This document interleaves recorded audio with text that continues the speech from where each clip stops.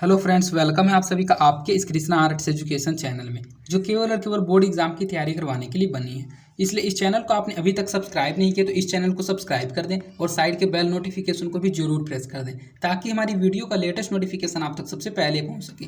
और अगर आपको इस चैनल से रिलेटेड क्लास 10 के नोट्स और पीडीएफ चाहिए, आपको क्लासेस की नोटिफिकेशन सही समय पर चाहिए, तो आप हमारे टेलीग्राम चैनल को ज्वाइन कर लें। टेलीग्राम चैनल पर जो नोट्स और पीडीएफ आपको दिए जाते हैं वे बिल्कुल मुफ्त में दिए जाते हैं और उनको पढ़कर आप अपने बोर्ड एग्जाम की तैयारी और अधिक अच्छे तरीके से कर सकते हैं। टेलीग्राम चैनल का लिंक डिस्क्रिप्शन में भी दिया हुआ है और आप टेलीग्राम एप्लीकेशन में कृष्णा आर्ट्स एजुकेशन को सर्च करके भी ज्वाइन हो सकते हैं। इसलिए टेलीग्राम चैनल को जरूर ज्वाइन कर लीजिएगा। तो चलिए आज के इस वीडियो में आगे की ओर बढ़ते हैं।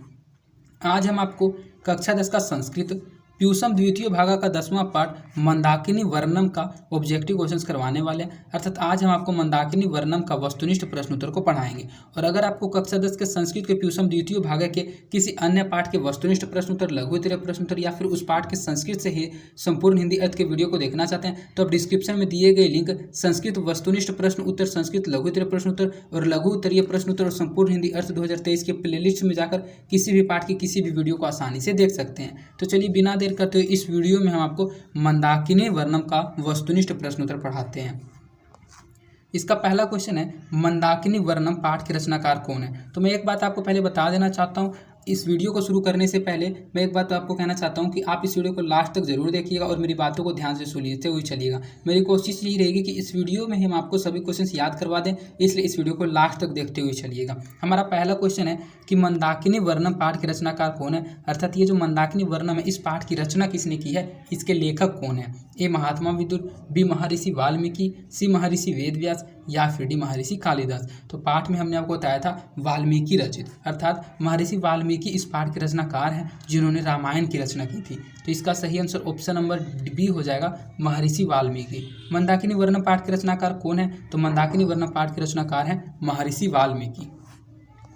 रामायण पाठ के रचनाकार कौन है, ए सूरदास, बी वाल्मीकि, सी वेदव्यास या फिर डी कालिदास। तो अभी ही हमने आपको बताया कि रामायण की रचना भी महर्षि वाल्मीकि ने ही की थी और उस रामायण के अयोध्या कांड से ही इस पाठ को लिया गया, मंदाकिनी वर्णम को, उसी से संकलित ये पाठ है। तो इसका सही आंसर ऑप्शन नंबर बी हो जाएगा, वाल्मीकि। रामायण पाठ के रचनाकार कौन है, तो रामायण पाठ के रचनाकार वाल्मीकि जी हैं।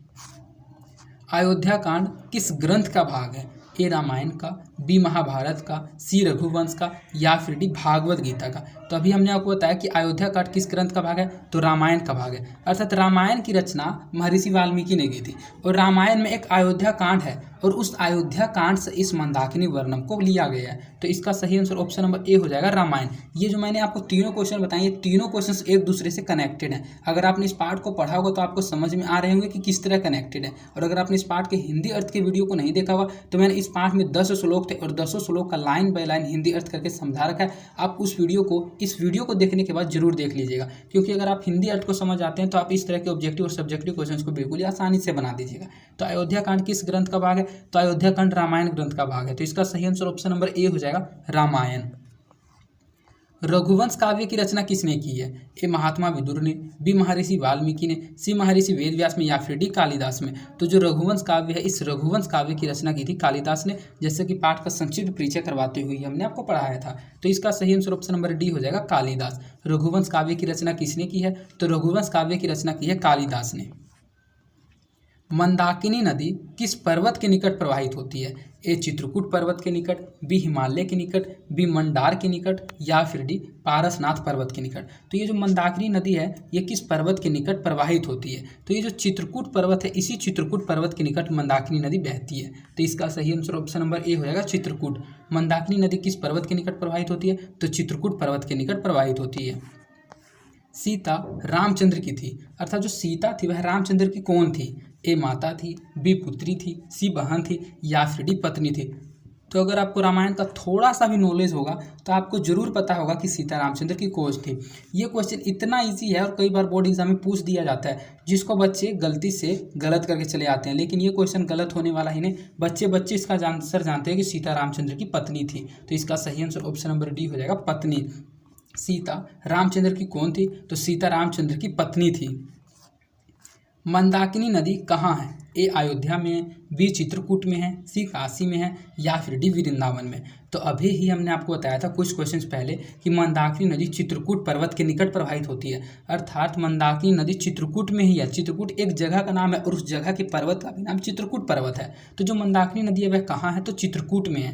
तो इसका सही आंसर ऑप्शन नंबर बी हो जाएगा। मंदाकिनी नदी कहाँ है? तो मंदाकिनी नदी चित्रकूट में है।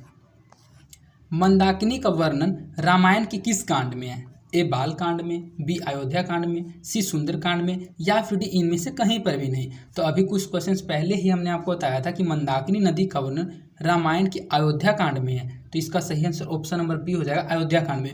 और अयोध्या कांड में किस तरह है? अयोध्या कांड में अर्थात अयोध्या से जब राम को वनवास भेजा जाता है तो राम के साथ उसका भाई लक्ष्मण और उसकी पत्नी सीता जाती है। तो सबसे पहले वे चित्रकूट में जाते हैं और चित्रकूट में मंदाकिनी नदी के वर्णन करते हुए सीता को संबोधित करते हैं। तो ये अयोध्या कांड का ही वर्णन है मंदाकिनी। तो इसका सही आंसर ऑप्शन नंबर बी हो जाएगा। मंदाकिनी का वर्णन रामायण की अयोध्या कांड में है। मंदाकिनी वर्णन पाठ में किस नदी का वर्णन है? ये जो मंदाकिनी वर्णन पाठ है इसमें किस नदी का वर्णन है? ए गंगा नदी का, बी यमुना नदी का, सी मंदाकिनी नदी का, या फिर डी गंडक नदी का। तो हम तो आपको शुरू से ही बताते हुए आ रहे हैं मंदाकिनी ही एक नदी का नाम है जो चित्रकूट नदी के पास में प्रवाहित होती है। और जो मंदाकिनी है, मंदाकिनी वर्णन में इस पाठ में मंदाकिनी नदी का ही वर्णन किया गया। तो इसका सही आंसर ऑप्शन नंबर सी हो जाएगा। मंदाकिनी वर्णन पाठ में मंदाकिनी नदी का वर्णन किया गया है। मंदाकिनी नदी में कौन स्नान करते हैं? तो एक श्लोक में मैंने आपको बताया था कि मंदाकिनी नदी में कौन स्नान करते हैं। ए मृगा, मृगा का मतलब होता है पशु, अर्थात पशु स्नान करते हैं। बी पक्षी, सी नर, या फिर डी ऋषि स्नान करते हैं। तो ऋषियाँ जो चर्म युक्त वस्त्र को धारण किए हुए नदी में प्रवेश कर रहे थे, अर्थात वो स्नान करने के लिए प्रवेश कर रहे थे। तो इसका सही आंसर ऑप्शन नंबर डी हो जाएगा, ऋषि। जो ऋषि थे वही मंदाकिनी नदी में स्नान करते हैं। तो इसका सही आंसर ऑप्शन नंबर डी हो जाएगा, ऋषि। मंदाकिनी राज की क्या दिखती है? हंसिनी मीव, नलिनी मीव, निर्झनी मीव, या फिर गृहिणी मीव। तो मंदाकिनी राज की नलिनी मीव दिखती है। तो इसका सही आंसर ऑप्शन नंबर बी हो जाएगा। मंदाकिनी राज की क्या दिखती है? तो मंदाकिनी राज की नलिनी मीव दिखती है। मंदाकिनी नदी किस पर्वत के निकट बहती है? ये क्वेश्चन तो रिपीट हो गया है, कुछ समय पहले ही मैंने इसका आंसर बताया। मंदाकिनी नदी चित्रकूट पर्वत के निकट बहती है। तो इसका सही आंसर ऑप्शन नंबर डी हो जाएगा, चित्रकूट। मंदाकिनी नदी किस पर्वत के निकट बहती है? तो मंदाकिनी नदी चित्रकूट पर्वत के निकट बहती है। नाचने के समान कौन दिखता है? ए पर्वत, बी नदी, सी वृक्ष, या फिर डी पक्षी। तो इस एक श्लोक में हमने आपको बताया था कि नाचने के समान पर्वत दिखता है। तो इसका सही आंसर ऑप्शन नंबर ए हो जाएगा, पर्वत। नाचने के समान कौन दिखता है? तो नाचने के समान पर्वत दिखता है। हंस सारस से सेवित विचित्र तटों वाली कौन है? ए मुनि, बी पर्वत, सी मंदाकिनी, या फिर डी चित्रकूट। तो हंस सारस से सेवित विचित्र तटों वाली कौन है? तो नदी है, अर्थात मंदाकिनी नदी है। तो इसका सही आंसर ऑप्शन नंबर सी हो जाएगा, मंदाकिनी। हंस सारस से सेवित विचित्र तटों वाली कौन है? तो मंदाकिनी नदी है। तो इसका सही आंसर ऑप्शन नंबर सी हो जाएगा, मंदाकिनी।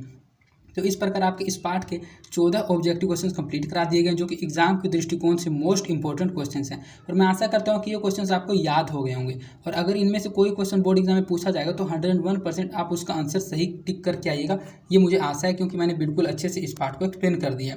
और अगर आपको यह वीडियो पसंद आई है तो इस वीडियो को आप अपने दोस्तों के भी ज़्यादा से ज़्यादा शेयर कीजिएगा और इस वीडियो को लाइक भी जरूर कीजिएगा, जिससे मेरा मोटिवेशन बना हुआ रहता है।